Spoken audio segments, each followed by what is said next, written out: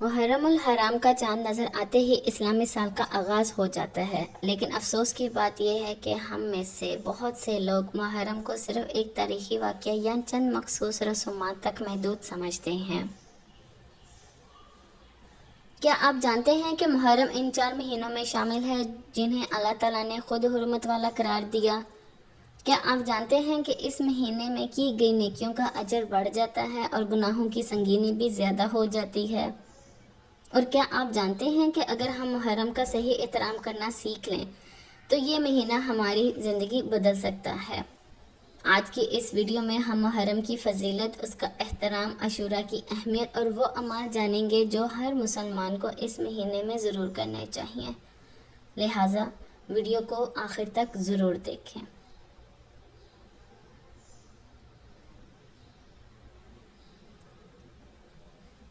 محرم اسلامی کیلنڈر کا پہلا مہینہ ہے۔ جب ایک نیا سال شروع ہوتا ہے تو لوگ نئے منصوبے بناتے ہیں، نئی امیدیں رکھتے ہیں اور نئی شروعات کرتے ہیں، لیکن اسلام ہمیں سکھاتا ہے کہ سال کا آغاز اللہ کے قریب ہو کر کیا جائے۔ قرآن مجید میں اللہ تعالیٰ نے ارشاد فرمایا کہ مہینوں کی تعداد 12 ہے اور ان میں سے 4 مہینے حرمت والے ہیں۔ ان 4 مہینوں میں محرم، رجب، ذوالقعدہ اور ذوالحجہ شامل ہیں۔ محرم کو شہر اللہ یعنی اللہ کا مہینہ بھی کہا گیا ہے۔ یہ ایک بہت بڑا اعزاز ہے۔ رسول اللہ صلی اللہ علیہ وآلہ وسلم نے فرمایا، رمضان کے بعد سب سے افضل روزے اللہ کے مہینے محرم کے روزے ہیں۔ سوچئے، جس مہینے کو نبی کریم صلی اللہ علیہ وآلہ وسلم نے خصوصی فضیلت عطا فرمائی ہو، اس کی اہمیت کتنی ہوگی۔ محرم کی 10ویں تاریخ کو عاشوراء کہا جاتا ہے۔ یہ دن اسلامی تاریخ میں بہت اہم مقام رکھتا ہے۔ احادیث میں آتا ہے کہ جب رسول اللہ صلی اللہ علیہ وآلہ وسلم مدینہ تشریف لائے تو آپ صلی اللہ علیہ وآلہ وسلم نے دیکھا کہ یہودی عاشوراء کے دن روزے رکھتے ہیں۔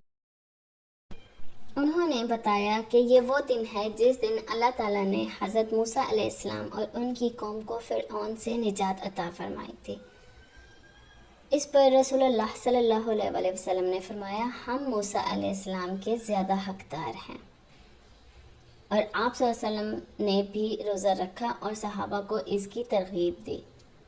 ایک حدیث کے مطابق عاشوراء کا روزہ گزشتہ ایک سال کے صغیرہ گناہوں کے کفارے کا سبب بنتا ہے۔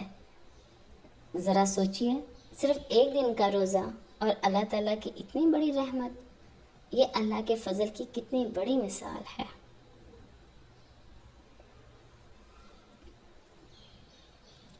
اب سوال یہ ہے کہ ہم محرم کا احترام کیسے کریں؟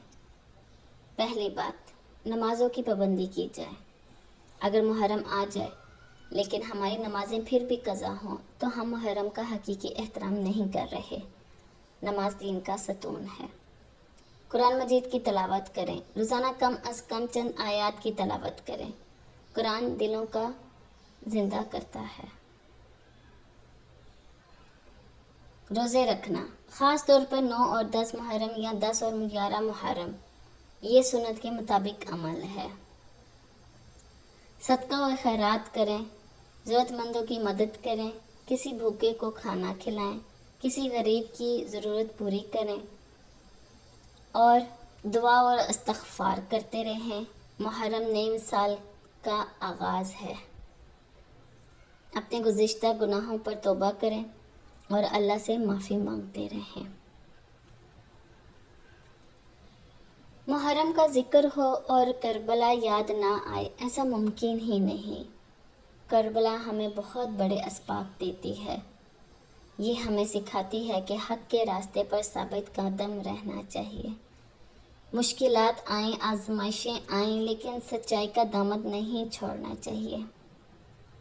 یہ ہمیں صبر سکھاتی ہے، یہ ہمیں قربانی سکھاتی ہے، یہ ہمیں اللہ پر مکمل بھروسہ کرنا سکھاتی ہے۔ آج کے دور میں اگر ہم ان اسباق کو اپنی زندگی میں شامل کر لیں تو ہمارے بہت سے مسائل حل ہو سکتے ہیں۔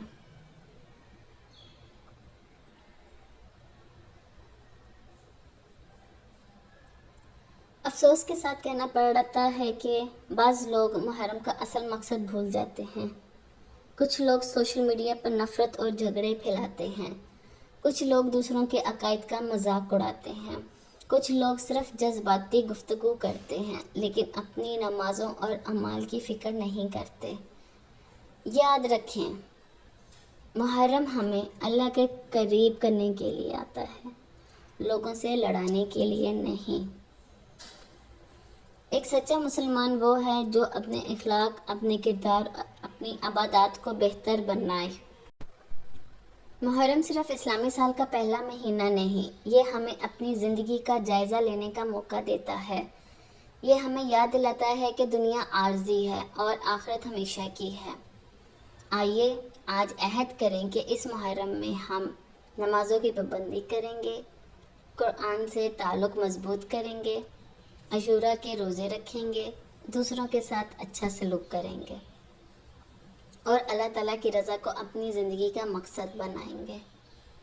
اللہ تعالیٰ ہمیں محرم الحرام کی برکتوں سے بھرپور فائدہ اٹھانے کی توفیق عطا فرمائے، آمین۔ اگر آپ کو یہ ویڈیو پسند آئی ہو تو لائک کریں، شیئر کریں اور چینل کو سبسکرائب کرنا نہ بھولیں۔ السلام علیکم ورحمۃ اللہ وبرکاتہ۔